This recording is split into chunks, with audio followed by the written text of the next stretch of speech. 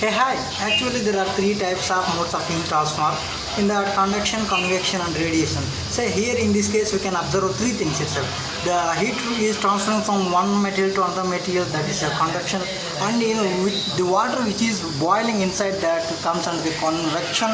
And see, if I keep my hand here near to the, it comes under the radiation. And if you look at that light, it will also come under radiation. Hey, hi. Actually, here also we can observe three modes of heat transfer here, or conduction, convection, radiation. See, in this case, you are able to see right boiling. That's come under convection, and if we keep our hand very closer to the sun, we feel heat, right? That will also come under the radiation. It's not mean that every time radiation we should include the electromagnetic radiation.